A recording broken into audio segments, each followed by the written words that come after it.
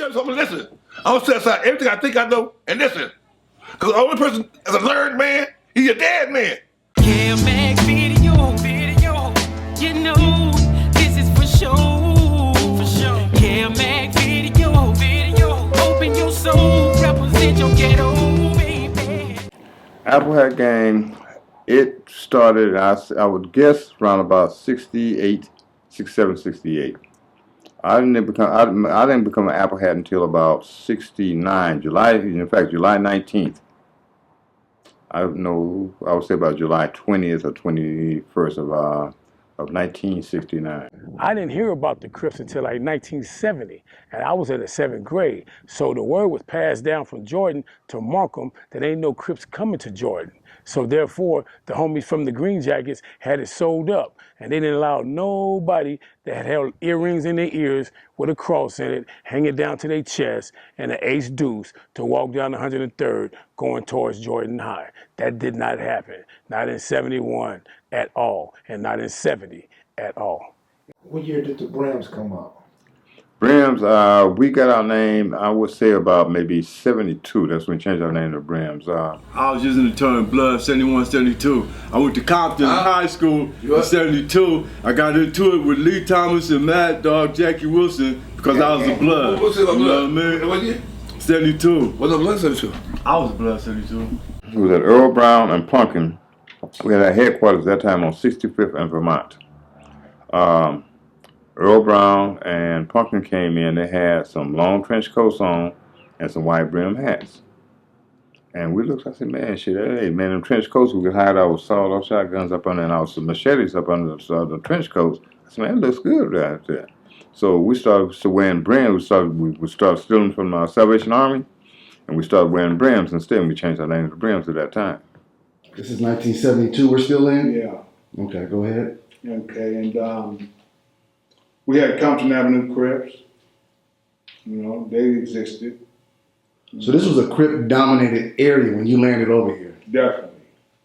Everybody was in there saying cuz. I mean, cuz wasn't a bad word to say back then. 72 now. Yeah, it wasn't a bad word to say. Right. You know what I'm saying? But people went to jail, knowing they not from the Crip neighborhood, knowing they don't like Crips, but they were saying cuz. My homeboys also started wearing ace deuces, like in 72. You know, someone took some ace deuces from a couple of guys at Rear Roger Park that was on the other side of Central, over there by Front Street Watts. At that time, it was just the east side. Ricky Silas, that's his neighborhood. Did you flirt around with being a Crip when you landed over here? Man, I couldn't stand it. Down here was a home school for the Brams. Home school for Brams. What about high school? Where did all the Brams go to high school? They went, majority of the Brams went to Manyards High School. They went to Manyards and went to John Muir. There was only three of us that went to Fremont. I believe that the intimidation factor from the east side was kind of getting stronger and stronger. I knew dudes that I was really kind of, close to, guys that I dealt with and politicked on a regular basis that were from like Denver Lane, Piru, Brim, Swans, because actually Swans is like when I lived on 74th between Main and Broadway, that was like part of the epicenter of where the Swans formed and started. I remember the first party they had in like, I want to say 1972. Oliver Pee Wee Jones, we got real tight. And I used to go in the projects with him. And he had a brother named Butch, I believe, if I'm not mistaken. But I used to go to the projects with him, and I used to see him, Ray Boyce. I used to see Ray Boyce all the time. I met Tommy Clark. I met, Frankie Bull. And, the Barker brothers, Black Bruce Barnum, Gary Barnum, the twins, Dennis and Bernard. I met quite a few people that stayed in the projects. And through them, I used to always encounter Ray Boyce's presence sometimes, just being in there. He always It's like, yeah, a well-respected person. But I think Charlie Percy had a little bit edge on it, though. You caught your murder in 72, Yes, and you got convicted. yes, that's what it is. Now, was there a blood alliance when you was arrested? Of course not. The Watts Festival, we fought along with Piru and Bounty Hunters against the Crips in '74, and that would be August. I remember that. So right after that fight, I pretty much threw in the towel. When I got to Inglewood was about, it was when it was kind of flipping. I want to say it was maybe 50% black. Give me your take on how and when the blood alliance came about. It's around early 1974. Started in YTS. I happened to be there for a hot one. For me, when I started hearing about, you know, the whole concept of blood and all of that, I was in Los Padrinos. Was y'all blood yet or not? No. We just talking about the bishop, right? Yeah, I was never blood, nor did I ever wear red. Speaking for myself, man, I really wasn't about that. When you're hearing about them jumping on niggas like Urkel beating him to death over a leather coat, you know, me personally wasn't feeling that. And a lot of brothers felt the same way, you know what I mean? It wasn't a lot of us, but, you know, somebody had to stand up, and the Rue did. The first blood, so-called blood, Ronnie Walker, he killed Chocolate. Okay? When Chocolate got killed, he was so little, he couldn't walk on the main line. He had no homies there. He was acting part. Chocolate was born in 1956 in Arkansas and migrated to Los Angeles, California, where he was killed October 9th, 1972 at Locke High School. Watch this. I'm the second person got a case. Okay, say so. I go in there, I ain't got no homies in there. You see what I'm saying? The other side was on the other side. Bullet's way over there. And Bulldog got Bulldog under his arm. My homie Bulldog. Under Bulldog's arm. Huh? On Lewis Park? No, Power. What side? Oh, yeah. Eddie Poster, EP sir. You see? I'm in there, everybody started kidding me. Right? But Bulldog said, no. Let me talk to AC. They talk here, Power. They didn't know you're a crip. Right? When I tell Bulldog, I said, Bulldog, I'm not no crip. I'm a Power.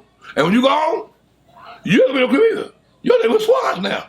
The term blood came from the Piru when you're applying it to the whole gang world or whatever. That's how, you know, the blood thing came about, and then different neighborhoods started adapting that, and that's how we started distinguishing ourselves in terms of, you know, we're not going to use the word cuz anymore. From now on, when we speak to each other, you know, we're going to greet each other as, yeah, what's up, blood? When the Crips, what called us, what's that, the cuz? We started saying blood. They would, the other Crips said, watch this. What's up, cuz? Saying blood. To be a blood, right, in the 70s, it wasn't necessarily, quote unquote, an easy deal because there was a tremendous amount of Crips in the area, right?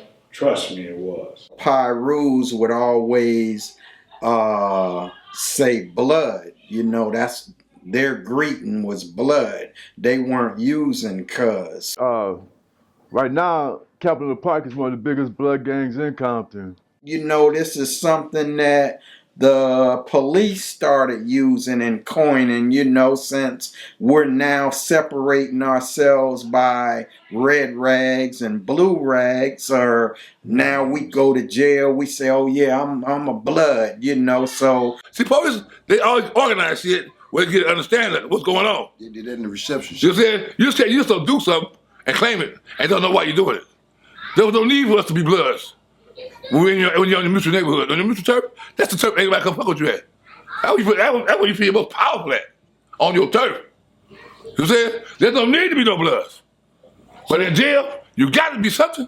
The police say, oh yeah, they're bloods, they're bloods, and just kind of lump us all in together, when in reality, during the time that I came up and came through all of this, we were different groups, from different areas of the city.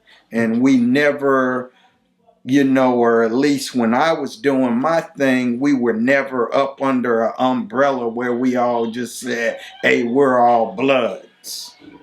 Is you gonna say blood? If the Crips was had the cuz, she was having blood back to her. And what year was that? That's 74. Okay. I heard that Ricky lived over there somewhere off 101st, 102nd and McKinley, and Mac lived in the same area. So therefore, oh yeah, Mac also had a brother named Melvin Thomas, and they used to attend the WLCAC, and that stands for Watts Labor Community Action Committee, and that's where all the teenagers had to go every summer to work. And my homeboys, we used to just hang out like wolves, you know what I'm saying, waiting for somebody to get a check. So when them guys come down there, coming towards Lansing or 112th or 108, we be on the prowl, looking for somebody with an ace deuce or an earring to rob, either from Corver side or from the east side. I was gonna tell you how the Jackamoe started, period.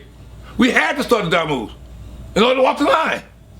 You had one guy, Tyrone Tate, he started the first Crips over there, and that was called Hickory Street.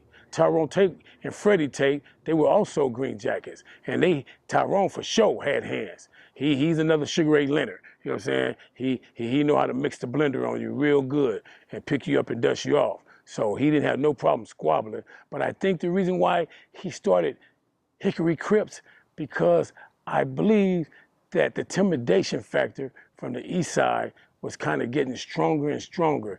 And, sometimes people just give in.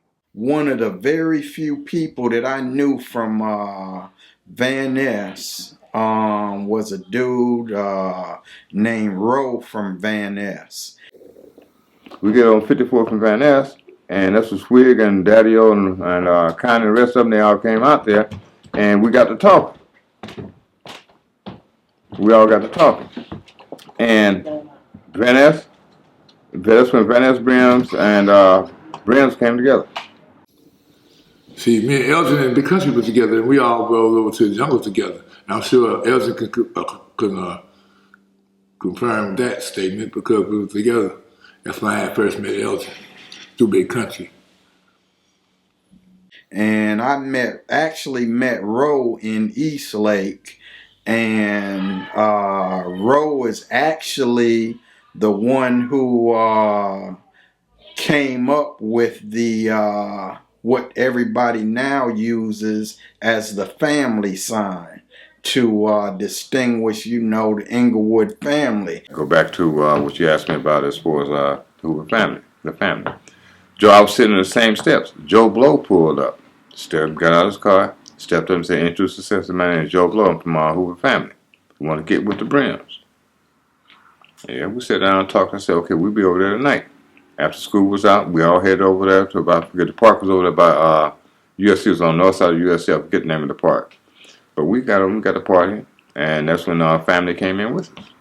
And so if a dude came up to you and he was like, what's up, cuz, or whatever, that was a beat down, and then it turned into vice versa. If you use that term in front of some Crips, what's up, blood, then they knew then that, you weren't with them. I forget T. Rogers' older brother's name, because T. Rogers' older brother, me and him, we used to run together. T. Rogers, that's my little homie. T. Rogers wasn't kicking dust up, no dirt up at that time. Terry Doe wasn't kicking no dirt at that time. In your mind, because we all blood now, yeah, okay. Because that's what you've been all your life. I agree with that in your mind. In your opinion, how did the term blood come into play? Blood is something that we had to do in prison. Okay, but look. One at a time. I'm finished. Blood is something we had to do in prison. I think it was different for everybody. When you was in prison, niggas on the streets, man, at the same time. You know what I mean? While you locked up, shit popping off. You feel me? Shit popping off. Niggas that's locked up right now, they don't know what's popping off on these streets, nigga. You know what I mean? This shit going down, nigga. Well, y'all might have started this shit in 72.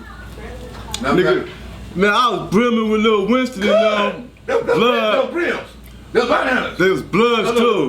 At that time, in that era, it was Swans, Denver Lanes, Brims, Van Ness Brims, Blackstone Brims, Bounty Hunters, you know, all these bishops. So all the time we was Piru, 72, 73, 74, we didn't have no handle. We didn't have no blood. We have to. We have to. You know why? Blood card. That's what forced us to do it. Because we didn't have no blood card. You know why we didn't have it?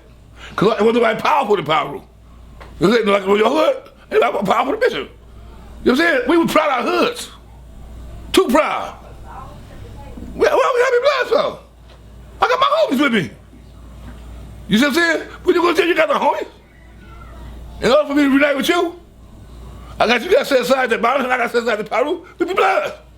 So you had all these different factions that were not Crips. So I can tell you how the term blood came to Inglewood, but I can't tell you how it came to the Swan neighborhood. I can't tell you how or when it came to Denver Lane or when the Brim started using it or whatever. One of my theories is that, you know, this is something that the police started using and coining, you know, since we're now separating ourselves by red rags and blue rags. Now walnuts and Brims, we're allies. I What was walnuts at? They were on Wall Street between, I say, about 90th down to Colden, maybe across 92nd Street on down to Colden. Basically, the non-Crip gangs bonded together. Is that right? Yeah, that's true. So the Blackstones became Brims when y'all met up. Yes. In fact, when we met up, they thought we were Crips. They were going to shoot our ass. We're all in different areas, you know, doing our thing or fighting whatever battles we're fighting on our own. Terry Doe couldn't even come out and play. His father let him. He had the cleanest Monte Carlo in the world, but his father only let him come out only on the weekend. One day on the weekend. That was it. That's it. He wasn't no real big dude, but he came in with a heart. I mean, he was not going to be denied his privilege to, his chance to let it be known. He's from Inglewood family. He represented to the fullest, and that's what he did. So do you believe when he left you and went back to the streets that he took blood to Inglewood? Yes, of course. No doubt about it. No doubt about it. Just like Johnson George, San Diego. Where was he from? He was San Diego, but when he was in jail with me, it's hard to say, but I'm sure he was claiming power. Okay. You know, but I think when he got out, I think he got with the Brims or something like that. Because Big Country also moved out there, San Diego. For us, you know, we had what became 8 trays on one side, what became 60s on another side. To the south, you got like Imperial Village and you know, underground Crips, Watergate Crips. And for us back then, it wasn't a selective, oh, we only fight this 60s or we only fight them. Nah, it's like, hey, if you a Crip, you on the radar. They were cuz, that was their allegiance, that was kind of like tied them together. But it wasn't really particularly something that offended nobody else. You know, cuz was kind of like accepted as a, you know, their choice of word, but it didn't fit anymore at that time. And a lot of people, even though they were not Crips, were trying to say blood as though they were Crips so that they would be accepted because the Crips were so they were dominating the yards. Each building had majority of blacks were all Crips. And with Crips, it was like, oh, you a family? Oh, you on the radar. Not just for one Crip faction, but for all the Crips. You know, that's how it was back in the day. And when you think about it, had the Crips had, you know, a certain type of leadership, it really, you know, they could have wiped out pretty much everybody that was non-Crip. So now I go along with Ray Boys, Arthur Hurdle. He's not both. They should come out hiding and see us online. He come walk with us. It made more people step up to the plate. You know what I'm saying? Now everybody want to be a blood now. You said we all together now. Had they been, you know, really organized and everybody on the same page, but at one time, you know, they all rode together as one army. If you get the Sentinel paper right now, man, you go and put the archives up on the Sentinel 72, 73, you go see the word blood mentioned in the rivalries between Piru Crip Bloods and Crips. You gonna see blood in the archives, man. The Sentinel paper. Right now. Are you sure? 72, Are you 73. sure, or that's what you think you remember? After searching thousands of articles stretching for 50 years, my partner and I have never been able to find the word Bloods as a gang or an alliance written in any Los Angeles newspapers. However, we have found plenty of articles that clearly state names such as Denver Lane, Athens Parks, Brims, Bishops, Westside Bishops, and Piru Street gangs. Of course, you know, everybody's heard of Tookie, you know, and dudes like Jamel Barnes or whatever, because actually back at that time for us, I mean, you know, the Crips used to come to Centinela Park, which was in Inglewood, you know, like a doggone army, like, you know, this our neighborhood, this is our park or whatever. So that's kind of like how what we did is we had to carve out our little territory and make Inglewood to where it wasn't hospitable for Crips to be in Inglewood, you know, coming down Manchester, going to the Forum, going to the Academy Theater or whatever, things like that, where we had different situations, you know, shootings and things that took place, ended up closing down the Academy Theater, ended up, you know, several shootings up at Centinela Park, you know, just to let dudes know, hey, we here, you know, we may not be able to hold the park down, but you better be careful when you coming up here and you on your way home, because we, you know, we could be anywhere. When I say it's about religion, man, I don't play with it. Guys that are up under that blood umbrella right now just really don't know how difficult, how outnumbered we were, how important it was to watch each other's backs and be unified, you know, where I look at Inglewood now with all of the different sets, you know, the QSB, NHB, the Center Park, Centinela Park family. Hopefully I'm not leaving a Crenshaw Mafias. NHP, not NHB. NHP, okay, excuse me. See, so you have all of these different factions that are in Inglewood now, but they don't realize what we went through for it to become conducive for them to become Bloods. When you went to prison in 72, before you got out, what anti-Crip gangs were you locked up with at the time? Mostly bounty hunters, Brims. Actually, That was basically it, really. No Denver Lanes in Athens? The only Athens part that at that time that I recognized was Ronnie Walker. How about Swans? No Swans. All right. Now. Oh, Bishop. Bishop. Oh, yeah, Bishop. Yeah, I had one Bishop partner named Joey Tolbert. He was there with me. When do you first learn of a gang called Bloodstone Villains? At that time, they were a part of us, and you know, it didn't exist in my mind then. So I heard about Bloodstone Villains somewhere like in the 80s or maybe in the 90s. I'm not certain. So you don't know where the name Bloodstone comes from? You know, there's a theory, man, that someone said that they took that and ran with it when that group Bloodstone came out. So that's a theory that I've heard. I can't confirm it.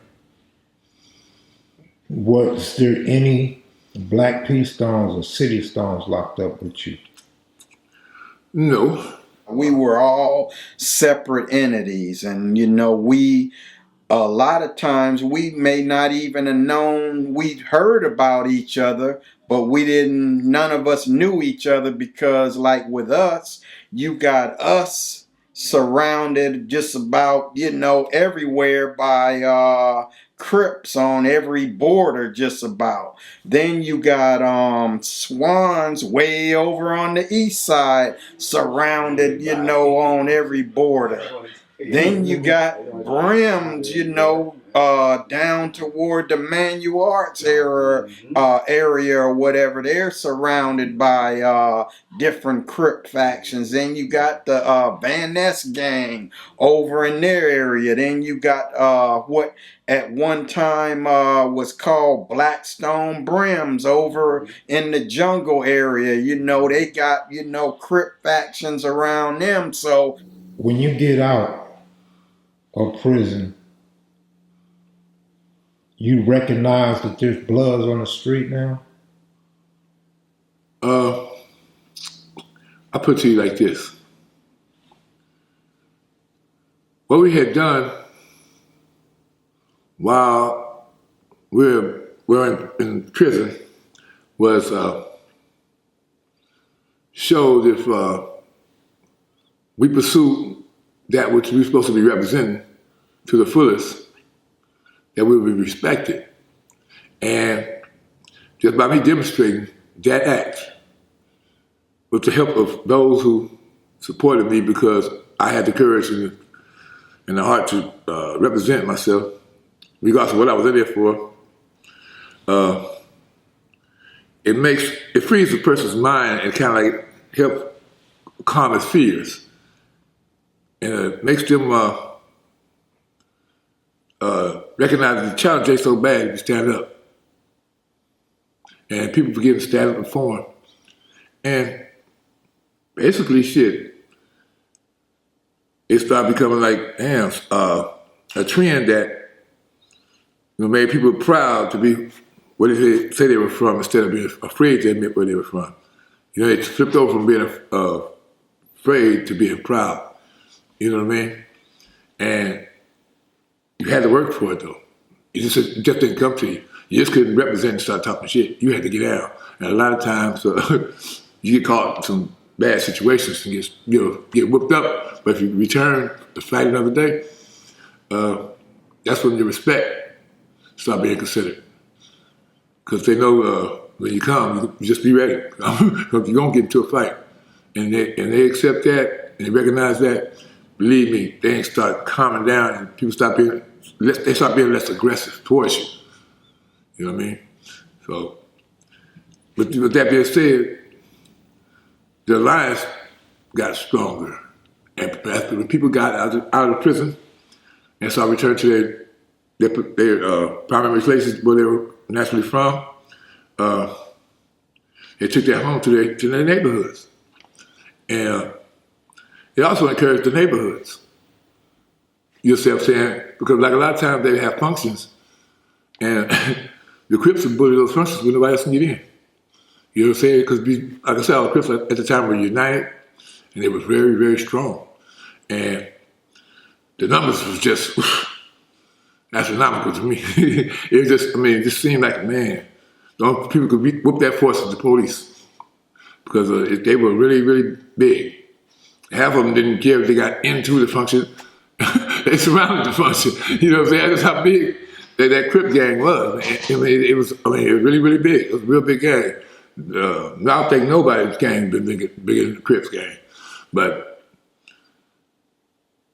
it became a lot intelligent of those of us who took a whole lot of pride in our own personal sets to set that boost pride, let that pride go, man, and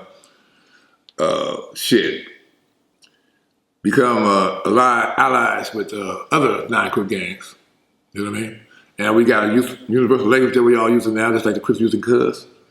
We was using blood. And